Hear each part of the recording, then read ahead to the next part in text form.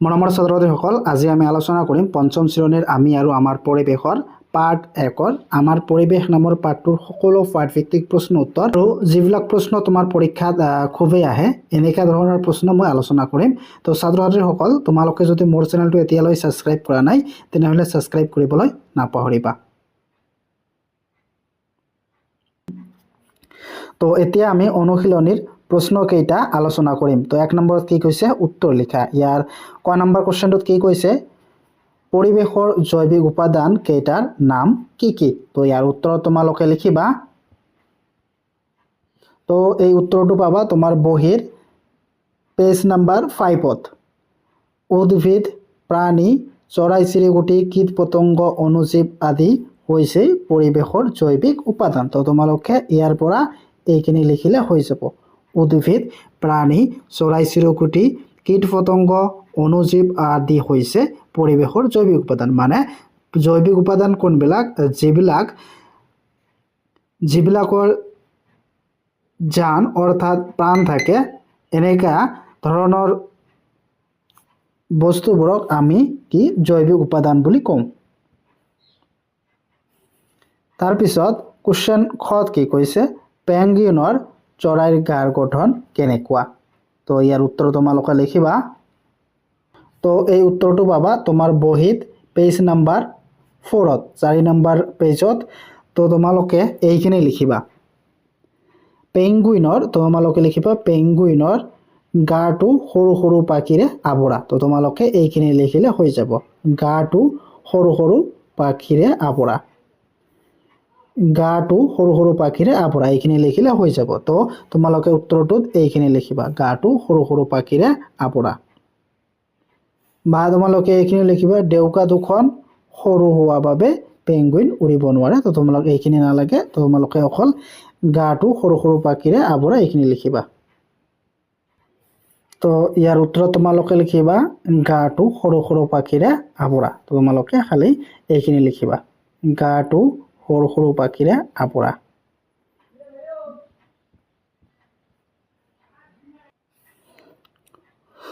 তো ইয়াৰ উত্তৰটো লিখিবা তোমালোকে সাধাৰণতে সাময়িকভাৱে বা স্থায়ীভাৱে জলমগ্ন হৈ থকা মাটিভাগেই হ'ল জলাভূমি। তো যদি তোমালোকক এনেকা ধৰণৰ প্ৰশ্ন কৰে তো তোমালোকে এইখিনি লিখিবা সাধাৰণতে সাময়িকভাৱে বা স্থায়ীভাৱে। মানে যিখন ঠাইত সাময়িক বা স্থায়ীভাৱে পানী জমা হৈ থাকে তাকে জলাভূমি বুলি কোৱা হয়।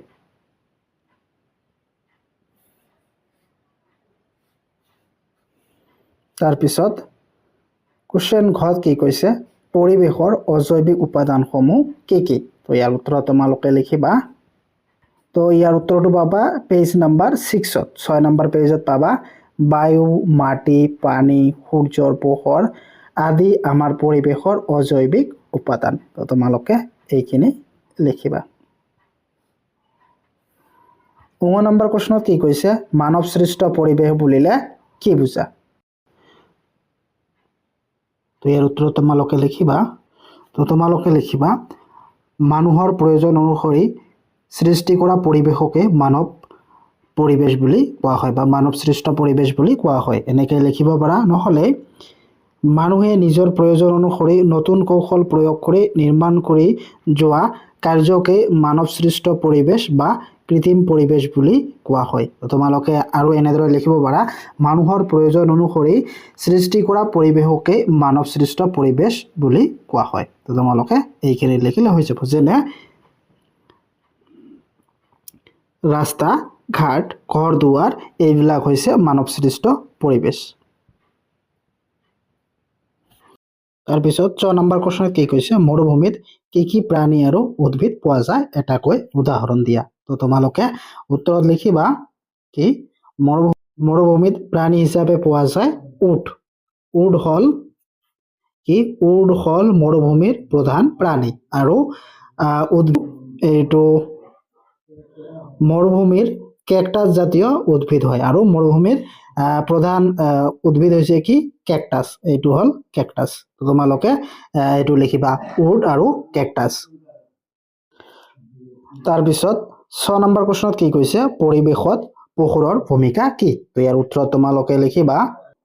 তো ইয়াৰ উত্তৰত লিখিবা কি উদ্ভিদে খাদ্য প্ৰস্তুত কৰোঁতে ব্যৱহাৰ কৰা এটা মুখ্য উপাদান হ'ল সূৰ্যৰ পোহৰ। তো তোমালোকে লিখিবা এইখিনি লিখিবা উদ্ভিদে খাদ্য প্ৰস্তুত কৰোঁতে ব্যৱহাৰ কৰা এটা মুখ্য উপাদান হ'ল সূৰ্যৰ পোহৰ। সূৰ্যৰ পোহৰেদি উদ্ভিদে খাদ্য প্ৰস্তুত কৰে। তো তোমালোকে এইখিনি লিখিবা। সূৰ্যৰ পোহৰৰ গুৰুত্বপূৰ্ণ ভূমিকা আছে কি সূৰ্যৰ পোহৰে উদ্ভিদৰ খাদ্য প্ৰস্তুত কৰাত সূৰ্যৰ পোহৰে সহায় কৰে বা সূৰ্যৰ পোহৰে খাদ্য প্ৰস্তুত কৰি দিয়ে। 2 নম্বৰত কি কৈছে খালি ঠাই পূৰ কৰা। ইয়াৰ ক নম্বৰ কোৱেশ্যনত কি কৈছে দেশ মৰুভূমিৰ প্ৰধান প্ৰাণী। তো তোমালোকে জানা উট হৈছে মৰুভূমিৰ প্ৰধান প্ৰাণী। তাৰপিছত খ নম্বৰটোত কি কৈছে বগা ভালুক দেশ অঞ্চলত থাকে। তোমালোকে খালি ঠাইত লিখিবা বগা ভালুক মেৰু অঞ্চলত থাকে। তাৰপিছত গোৱাত কি কৈছে তৃণভূমি অঞ্চলত বৃহৎ এলেকা জুৰি দেশ পোৱা যায়। কি পোৱা যায় তৃণভূমি অঞ্চলত বৃহৎ এলেকা জুৰি কি পোৱা যায় তৃণভোজী আৰু মাংসভোজী প্ৰাণী পোৱা যায়। খালি ঠাইত লিখিবা তৃণভোজী আৰু মাংসভোজী প্ৰাণী পোৱা যায়। তাৰপিছত গোৱাত কি কৈছে মৰুভূমিত দেশ জাতীয় উদ্ভিদ আছে। তো তোমালোকে জানা মৰুভূমিত কেকটাছ জাতীয় উদ্ভিদ পোৱা যায়। তো তোমালোকে লিখিবা কেকটাছ। তাৰপিছত 9 নম্বৰটোত কি কৈছে পোহৰ পৰিৱেশৰ এটা কি দেশ উপাদান। তোমালোকে লিখিবা অজৈবিক উপাদান। পোহৰ হৈছে পৰিৱেশৰ এটা অজৈবিক উপাদান। তাৰপিছত 3 নম্বৰত কি কৈছে তলত উক্তিসমূহ শুদ্ধ কৰি লিখা। তো ইয়াত কি কৈছে তলত তিনিটাকে অপশ্যন দিয়া আছে ইয়াৰ ভিতৰত কোনটো শুদ্ধ হ'ব তোমালোকক বাছি উলিয়াব লাগে। তো ইয়াৰ ক নম্বৰত কি কৈছে বগা ভালুক হৰিণা জেব্ৰা মেৰুভূমি অঞ্চলৰ প্ৰাণী। তোমালোকে অলপ আগতে জানি আহিলা কি বগা ভালুক হৈছে মৰুভূমি অঞ্চলৰ প্ৰাণী। তোমালোকে জানা হৰিণা জেব্ৰা এইবিলাক মৰুভূমিত নাথাকে এইবিলাক সাধাৰণ পাহাৰীয়া অঞ্চলত থাকে আৰু এই বগা ভালুকটো মেৰু অঞ্চলত থাকে কাৰণে বগা ভালুকটো শুদ্ধ হ'ব। তাৰপিছত খত কি কৈছে চিল বলগা হৰিণ ইয়াকৰ দীঘল আৰু শাখা প্ৰযুক্তি শিং থাকে। তো তোমালোকে জানা কাৰ থাকে এই বলগা হৰিণৰ। তাৰপিছত গোৱাত কি কৈছে জিৰাফ সিংহ বাঘ এবিধ তৃণভোজী প্ৰাণী। তো তৃণভোজী জানা তৃণভোজী মানে যিবিলাক প্ৰাণীয়ে ঘাঁহ বন এইবিলাক খায় তাক আমি তৃণভোজী প্ৰাণী বুলি কওঁ। তো ইয়াত সিংহ হৈছে মাংসভোজী প্ৰাণী বাঘো হৈছে মাংসভোজী প্ৰাণী অকল জিৰাফটো হৈছে তৃণভোজী প্ৰাণী। তো তোমালোকে এই জিৰাফটো শুদ্ধ হ'ব ইয়াৰ জিৰাফটো শুদ্ধ হ'ব জিৰাফ এবিধ তৃণভোজী প্ৰাণী। তাৰপিছত 4 নম্বৰত কি কৈছে চমু টকা লিখা।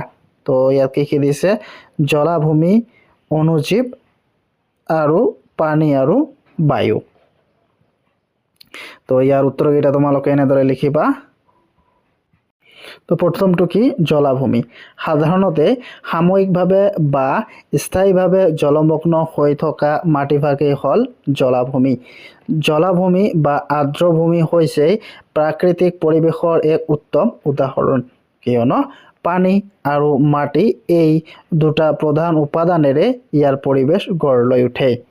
খাদ্যৰ বাবে জলাভূমিৰ প্ৰাণীবোৰে পৰস্পৰে পৰস্পৰৰ ওপৰত নিৰ্ভৰ কৰে। তাৰপিছত আমি অনুজীৱটো ইয়াৰ কিটো উত্তৰটো আমি লিখিম বেক্টেৰিয়া ভাইৰাছ আদি জীৱ ইমানেই ক্ষুদ্ৰ যে খালী চকুৰে ইহঁতক দেখা পোৱা নাযায়। এইবোৰক অনুবীক্ষণ যন্ত্ৰৰ সহায়ত দেখা পোৱা যায় সেয়েহে ইহঁতক অনুজীৱ বোলে। ইহঁত বায়ু পানী মাটি সকলোতে থাকে। কিছুমান বেক্টেৰিয়া মৃত উদ্ভিদ বা প্ৰাণীৰ পচন ঘটাই পচন সাৰ তৈয়াৰ কৰে। তাৰপিছত গোৱাত কি দিছে পানী পানী অমূল্য সম্পদ পানী প্ৰাকৃতিৰ অজৈবিক উপাদান। তাৰপিছত দিছে বায়ু বায়ু আমি উশাহ নিশাহ লোৱাত ব্যৱহাৰ কৰোঁ। ই প্ৰাকৃতিৰ অজৈবিক উপাদান। তাৰপিছত তোমালোকক প্ৰাকৃতিক ছবি আঁকিব দিছে তো তোমালোকে এনেদৰে এটা ভালদৰে প্ৰাকৃতিক ছবি তোমালোকে নিজে নিজে আঁকি ল'বা তো ছাত্ৰ ছাত্ৰীসকল যদি মোৰ চেনেলটো নতুন আহিছে তোমালোকে তো চেনেলটো ছাবস্ক্ৰাইব কৰিবলৈ নাপাহৰিবা